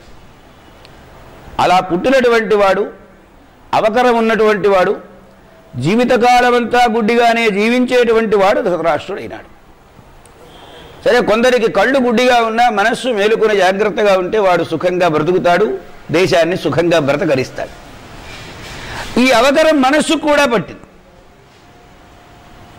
తాను భీష్ముని అండదండలతో, తమ్ముని యొక్క అనుమతితో, ఆయన రాజు అన్నగారు కదా అనేటువంటి గౌరవంతో అన్నయ్య అన్నయ్య అని ఆయన్ని సింహాసనం మీద కూర్చోబెట్టాడు. కుర్చీలో కూర్చునేంత వరకు మనోభావాలు వేరైనా కూర్చున్న తర్వాత మనోభావాలు మారిపోతాయి. ఈ కుర్చీ నాకే కావాలి అయిన తర్వాత నా కొడుక్కి కావాలి, పుట్టింది మాయరోగం. ఈ మధ్య సన్ స్ట్రోక్ అని ఒక మాట ఎక్కువగా వాడుతున్నారు. సన్ స్ట్రోక్ అంటే ఎండ దెబ్బ అని. సూర్యుడు ఎండ కాస్తే బాగా దెబ్బ తగులుతుంట, పడిపోతాడట మనిషి, రోగగ్రస్తులు అవుతాడు. ఇంగ్లీష్ కూడా చిత్రమైన భాష. సన్ అంటే కొడుకు అని అర్థం. ఎండ దెబ్బ కంటే ఈ దెబ్బ మరీ ప్రమాదం అన్నాను. ఆ దెబ్బ తగిలితే ఎవడికి తగిలిందో వాడికి మాత్రమే ప్రమాదం, ఈ దెబ్బ తగిలితే దేశానికే ప్రమాదం. కొడుకును అపురూపంగా అందలవెక్కించాలని కోరుకున్నటువంటి వాళ్ళు దరిదాపుగా ఎవరు బాగుపడలేదు. రామాయణంలో కైక బాగుపడిందా? ఏం బాగుపడింది? అందరు తిట్టిపోశారు, చివరిగా కొడుకే తిట్టిపోశారు. సరే, ఇక్కడ ఈ కథలో చూస్తే ధృతరాష్ట్రుడి పరిస్థితి తెలుసు కదా. కొడుకునే రాజును చెయ్యాలి, రాజును చెయ్యాలి అనేటువంటి దృఢమైన సంకల్పం మనస్సులో ఉన్నది. సంకల్పము మంచిదైతే భగవంతుడు సహకరిస్తాడు. సంకల్పము దుష్ట సంకల్పం అయితే భగవత్ సహకారం ఉండదు. ఇది జాగ్రత్తగా మనం గమనించవలసినటువంటి విషయం. రాజ్య సింహాసనం మీద కూర్చున్నాడు. పాండురాజు మరణించాడు. కొంచెం నెమ్మడించింది అన్నయ్య, అసలు వారసుడు పోయినాడు కదా అని అనుకునే లోపల పాండవులను వెంట పెట్టుకొని ఇక్కడికి వచ్చింది కుంతీదేవి. అక్కడి నుంచి పెద్ద బండ రాయబడింది గుండెలో, రాజ్యం వాడికి వస్తుందేమో, రాజ్యం వాడికి వస్తుందేమోనని. ప్రతి చర్య దానికి అనుగుణంగానే నడుచుకున్నది. ఒక రోజున ఉన్నట్లుండి బయటపడింది. ఎక్కడ బయటపడింది అంటే, ఈ కొడుకు ఒకవైపున, వాడికో మేనమా ఉన్నాడు శకుని ఒకవైపున, ఆ తర్వాత సపోర్టు చేసే కర్ణుడు ఒకవైపున, వాళ్ళ ముగ్గురు ఒక కూటం. దుశ్శాసుడు దేవుని పాపం అన్నయ్య ఏం చెబితే చేశాడు. అందువలన వీళ్ళనే దుష్ట చతుష్టయము అని పేరు పెట్టారు ఈ నలుగురికి. ఈ దుష్ట చతుష్టయంలో నిన్న కర్ణుని గురించి చెప్పుకున్నాం. వాళ్ళు ముందుగా ఆలోచన చేసేసి ఇలా చేస్తే బాగుంటుంది అని. వాళ్ళలో మళ్ళీ చిన్న ఘర్షణ ఉంది. కర్ణుడు ఒకవైపు చెబుతాడు, యుద్ధం చేద్దాం, చంపేద్దాం, వాడి వర్షన్ అది. శకుని అలా కాదయ్యా, యుద్ధం చేస్తే వీడు గెలవచ్చు, వాడు గెలవచ్చు, మనం గెలుస్తామని గ్యారంటీ ఉంటే కదా యుద్ధం. గ్యారంటీలు ఎవడు రాసిస్తాడు? పట్ట సంతకం చేసి ఇచ్చేది ఎవడు? కనుక మన మేధస్సును ఉపయోగించి దానికి అనుగుణంగా నడుచుకుందాం. ఈ విషయంలో ఓట్లు ఎక్కువగా దుర్యోధనుడు శకునికి వేసేవాడు, మేనమావ కదా. అక్కడ స్నేహం అవసరానికి, ఇక్కడ బంధుత్వం. తనకంటే వయస్సులో పెద్దవాడు కర్ణుడు తన వయస్సుతో సమానమైనవాడు, కొంచెం కుడి ఎడవగా కొన్ని సంవత్సరాల తేడాలు. అందుకని కర్ణుని ఆలోచన కంటే శకుని ఆలోచనని ఎక్కువగా ఆయన విలువ ఇచ్చేవాడు. దానితో ఏదయ్యేది, వీళ్ళు వచ్చేవాడు. వచ్చి తండ్రి గారి దగ్గర మొరబెట్టుకునేవాడు. ఏదైనా రాజుగా సింహాసనం మీద కూర్చున్నవాడు ఆయన కనుక ఆయన అనుమతి లేనిదే ఏదైనా చేస్తే రేపు ప్రమాదం. ధృతరాష్ట్రుడి దగ్గరికి వస్తే వాడేం చేసేవాడు, చిన్న మెలిక వేసి దానికి అనుగుణంగా నడిచేవాడు. బయట ప్రపంచంలోనేమో ధృతరాష్ట్రుడమ్మో మంచివాడండి అనిపించుకునేవాడు. లోపల అంతరంగంలో దుర్యోధనుడికి రాజ్యం కట్టబెట్టాలి అని ఆలోచన. దీన్ని రాజనీతి అనరు, రాజకీయం అంటారు. జాగ్రత్తగా ఆలోచిస్తే మనం ఈ పదాలకు విశ్లేషణ చేసుకోవచ్చు. మొదటిసారి ఏం చేశాడంటే, వీళ్ళను తీర్థయాత్రలను నెపం పెట్టి మెల్లిగా అడ్డు తొలగించాడు. మొదటిసారి జరిగింది. దానికి బ్రహ్మాండమైనటువంటి ప్రణాళిక సిద్ధం చేసుకుని ఉన్నారు పాండవులు. ఇక మళ్ళీ హస్తినాపురంలో అడుగు పెట్టుకుండగా దారి మధ్యలో చంపేయాలి అని అక్కడ విడిది గ్రహాలు ఏర్పాటు చేశారు. వారణావతంలో ఒక బ్రహ్మాండమైనటువంటి భవన నిర్మాణంలో ఎంత కుయుక్తి అంటే, వరుసని గోడలు మామూలుగానే కనబడతాయి, దానిలో లక్క పోశారు. లక్క లక్షణం ఏమిటంటే, నిప్పు తగలగానే భగ్గుమని మండుతుంది. గోడల కట్టడంలోనే లక్క ఉండడం చేత మామూలుగా వెళ్ళారు, అది విడుదల గ్రహం కదా అని ఉన్నారు. ఒకవైపు విదుర సహాయం, ఒకవైపు కృష్ణ సహాయం ఉన్నవాడు గనక ఆ లక్క ఇల్లు తగలబడిపోతూ ఉంటే దాంట్లో నుంచి భీమసేనుడి సహాయంతో మెల్లిగా బయటపడ్డారు. మొదటి గండం తప్పింది పాండవులకు. ఇది ధృతరాష్ట్రుని ఆలోచనమే జాగ్రత్తగా ఆలోచిస్తే. రెండవది, ద్రౌపది స్వయంవరం అయిన తర్వాత, ద్రౌపదిని భార్యగా పాండవులు స్వీకరించిన తర్వాత, ఒక అక్షవిణితో యాదవ సైన్యంతో శ్రీకృష్ణుడు, ఒక అక్షవిణితో ద్రుపదుడు పాంచాలరాజ సైన్యంతో బయలుదేరి వచ్చారు. ఏం మాట్లాడటానికి వీలు లేక నోరు మూసుకూరుకున్నారు ధృతరాష్ట్ర దుర్యోధనులు ఇద్దరు. ఏకాయక సింహాసనం నుంచి వీళ్ళు లేచారు, వాడు వచ్చి కూర్చున్నాడు. ఎవరు? ధర్మరాజు గారు. అయ్యో మన ఆశలు కోటగోడలన్నీ కూలిపోయినాయే అనుకున్నాడు మనస్సులో. దీన్ని ఎట్లాగా? దానికి తగినట్లుగా ఒక రోజున ప్రణాళిక వేసి పాండవులను పిలిచి, ధర్మరాజు గారైతే మాట తీసేయడు. భీముడు వినొచ్చు వినకపోవచ్చు, అర్జునుడు వినొచ్చు వినకపోవచ్చు, నకుల సహదేవులు వినొచ్చు వినకపోవచ్చు, తన మాట ధర్మరాజు ఖచ్చితంగా వింటాడు. ఇది విశ్వాసం ధృతరాష్ట్రులకు. అయితే ధర్మరాజు గారి చెప్పు చేతుల్లో మిగిలిన వాడు ఉంటారు కాబట్టి ధర్మరాజు ఒక్కడు వింటే సరిపోతుంది. అందుకని ఏం చేశారంటే, నాయన మేము పెద్దవాళ్ళని రా వయస్సులో, ఈ సమయంలో ఇప్పుడు బయలుదేరి వేరే చోట మళ్ళీ ఊరు కట్టుకొని అక్కడ ఉండడం అనేటువంటిది బాగుండదు కదా, నీకు సామ్రాజ్యం ఇస్తా, నువ్వు ఏర్పాటు చేసుకో, హస్తినాపురంలో మాత్రం మేము ఉంటామన్నాడు. అంటే దాని అర్థం ఏమిటంటే, హస్తినాపుర సామ్రాజ్య వైభవము తన అధీనంలో ఉంటుంది, ఇది కుమారుడికి కట్టబెట్టచ్చు అని ఏం చేశాడు, ఇంద్రప్రస్థము అనేటువంటి పేరు కలిగిన ఒక చోటు చూపించాడు. అది కొండలు బండలు రాళ్లతో ఉన్నది, అడవులతో ఉన్నది. అక్కడ వ్యాసుల వారు శ్రీకృష్ణస్వామి ఇద్దరు టేపు పట్టుకొని కొలత కొలిచారు నగర నిర్మాణానికి. ఇట్లా ఉండాలి, ఇట్లా ఉండాలి, ఇట్లా ఉండాలి. చాలామంది ఏమంటారంటే వాస్తు ఏమిటి, వాస్తు ఏమిటంటారు. ఇంటికి గ్రహానికి వాస్తు ఉండి తీరాలి. వాస్తు అంటే సౌకర్యవంతమైనదిగా ఉండాలి. ఎక్కడ బెడ్రూమ్ ఉండాలి, ఎక్కడ బాత్రూమ్ ఉండాలి, ఈ సిస్టంతో కూడిందే వాస్తుశాస్త్రం. అంటే అదేదో భయంకర శాస్త్రం కాదు. పడితే వ్యాసుల వారు అడిగాడు, పెద్దవాడు కదా, కృష్ణ ఇదేమిటయ్యా ఇట్లా పంగబడుతున్నావు, ఈ నగరం ఇట్లా కనుక కట్టేట్టయితే మహాభీకరమైన సంగ్రామం వస్తుంది కదా అన్నట్ట. అయితే సంగ్రామం అంటూ జరిగితే విజయం ఎవరికి వస్తుంది అని అడిగాడు ఈయన కృష్ణుడు. విజయం అయితే ఈ నగరంలో ఉన్న వాళ్ళకేనన్నాడు. రాదైనటువంటి వాడు యుద్ధం లేకుండా ఎలా ఉంటాడు, యుద్ధం వస్తే విజయం పొందడం కావాలి, కాబట్టి ఈ నగరంలో ఉన్న వాళ్ళకి అపజయం ఉండదు, విజయమే అని చెప్పాడు. అంటే రెండవసారి అడ్డు తొలగించుకున్నాడు. వాళ్ళేదో అదృష్టవంతులు కనుక వాళ్ళు అక్కడి వరకు వాళ్ళు నిర్మాణం చేసుకుని హస్తినాపురం ఇంద్రప్రస్థము రాజధానిగా బ్రహ్మాండమైనటువంటి ఏరుబడిలో రాజ్య పరిపాలన చేస్తున్నారు. ఇలా ఉండగా ఒక పర్యాయం ఏం చేశాడంటే, నారద మహర్షి వారు వచ్చాడు. ఇక్కడ ద్రౌపది పాత్రను గురించి 2-3 మాటలు చెప్పుకోవాలి. ద్రౌపది 5గురికి భార్య. ధర్మరాజుకి భార్య, భీమసేనునకు భార్య, అర్జునునకు భార్య, నకులునకు సహదేవునకు కూడా భార్య. పేరు కదా పాంచాలి పంచభర్తృక అనే మాట కూడా ఉందిగా లోకంలో. దానికి కారణం ఉంది, అది ద్రౌపదీ పాత్ర విశ్లేషణలో మనవి చేస్తా. అయితే అన్నదమ్ములైన అరమరికలు లేని వాళ్ళైనా ఒక స్త్రీ కారణంగా చిచ్చు రాకూడదు. ఇది బాగా ఆలోచించినటువంటి దేవతల నిర్ణయం. అది కేవలం నారదుడిది కాదు. నారదుడు వచ్చి ఒక ఒడంబడిక ఏర్పాటు చేశారు. ఏమని ఏర్పాటు చేశారంటే, 1 సంవత్సరం నీకు భార్యగా ఉంటుంది, 2వ సంవత్సరం వాని తమ్మునకు, 3వ సంవత్సరం వాని తమ్మునకు, 4వ సంవత్సరం వాని తమ్మునకు, 5వ సంవత్సరం వాని తమ్మునకు. మళ్ళీ ఇటు రివర్స్లో వస్తే మళ్ళీ మొదటివాడు 6వ సంవత్సరంలో భర్త అవుతాడు. దీనిని కాళిదాస మహాకవి చమత్కారంగా ఒక శ్లోకం చెప్పారు.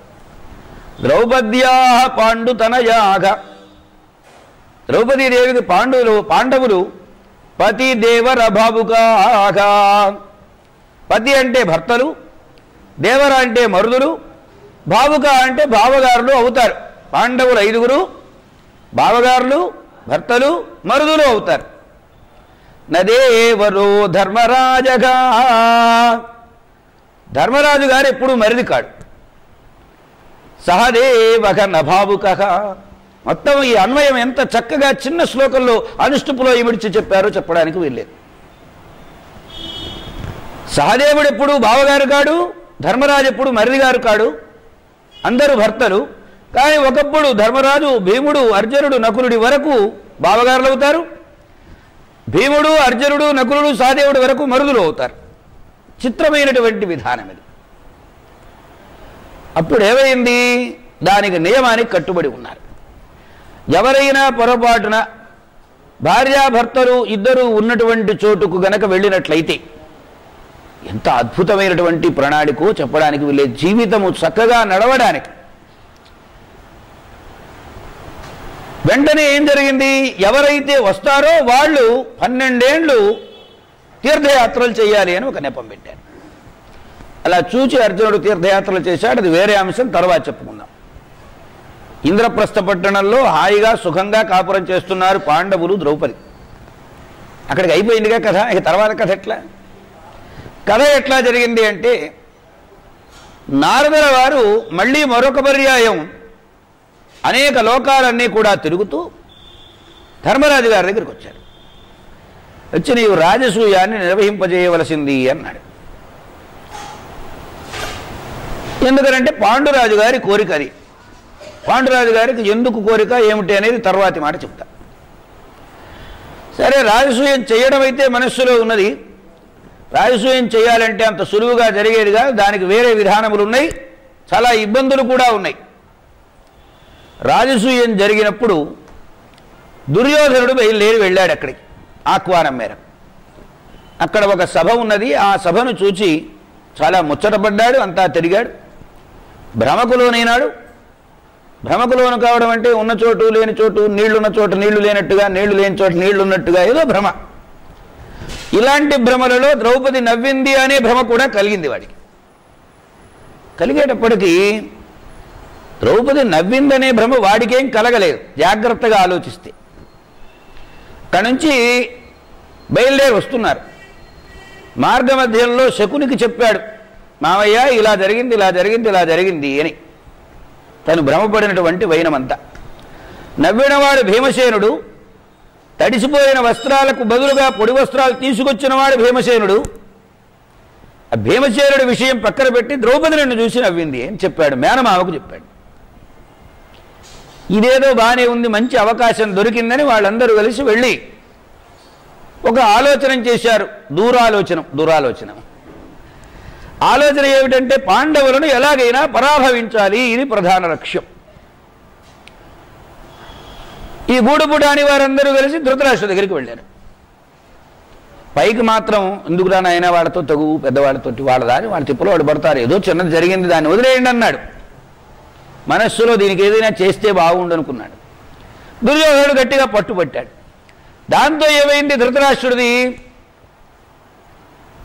నీకు కావాలంటే అంతకంటే బ్రహ్మాండమైన సభ ఏర్పాటు చేసిస్తానరా, మయసభ లెక్కేమిటి, మయసభకు మించిన సభ కట్టిస్తానన్నాడు. సభ కట్టించారు, అంతవరకు బాగానే ఉంది. కట్టించిన తర్వాత ఏదో వాళ్ళు ఇల్లు కట్టుకున్నారు, గృహప్రవేశం చేశారు, అయిపోతుందిగా. పని కట్టుకొని ధృతరాష్ట్రుడు విదురుని పిలిచి, నాయనా నువ్వు వెళ్ళి ధర్మరాజును పాండవుల్ని కూడా ఆహ్వానం చేసి తీసుకురా సకుటుంబంగా అని చెప్పాడు. ఈ చెప్పడంలో ఉన్నటువంటి, దీన్ని మామూలుగా అయితే లౌక్యం అంటారు, కొంచెం లోతుకు పెడితే కుట్ర అంటారు. వాళ్ళని పరాభవం చేయడమే ఏకైక లక్ష్యంగా ధృతరాష్ట్రుడు ఈ ఏర్పాటు చేశాడు. సరే, వాళ్ళు వచ్చారు, విందులు వినోదాలు బ్రహ్మాండంగా అయిపోయినాయి. పిండి వంటలతో భోజనాలు చేశారు. పెదనాయన వెళ్ళొస్తామన్నారు. అన్నప్పుడు అవును అనకుండా కాదనకుండగా తల వంచుకొని కూర్చున్నాడు ధృతరాష్ట్రుడు. ఈ మేనమామ వచ్చాడు శకుని. ఏవయ్యా ఇంతమంది వచ్చాం, అందరం కలిశాం, విరోధంగా కాసేపు ఉద్యూతం ఆడుకుంటే సరిపోదా? ద్యూతమాట జరిగింది. ద్యూతమాటలో పణాలు పెట్టారు, పణాలు ఓడిపోయినారు. చివరికి పాండవులను ఓడిపోయినారు, ద్రౌపదిని ఓడిపోయినారు. వస్త్రాలు ఉడ్చేంత వరకు ఏమీ మాట్లాడలేదు. గుడ్డివాడు కదా, తనకేమి తెలియనట్టుగానే కూర్చున్నాడు. లోపల సంతోషం, భలే జరుగుతుంది. మన వాళ్ళు కాని వాళ్ళకి పరాభవం జరిగితే మనకి ఎంత సంతోషం. ఇది ధృతరాష్ట్ర పాత్ర. అంతా అయిన తర్వాత కురువృద్ధులు గురువృద్ధ బాంధవులు అనేకులు భీముడు ప్రతిజ్ఞలు చేశాడు. వాడి తొడలు వగలగొడతాను, వీడి గుండె చీల్చి నెత్తురు తాగుతానన్నాడు. అప్పుడు లేచాడు విదురు.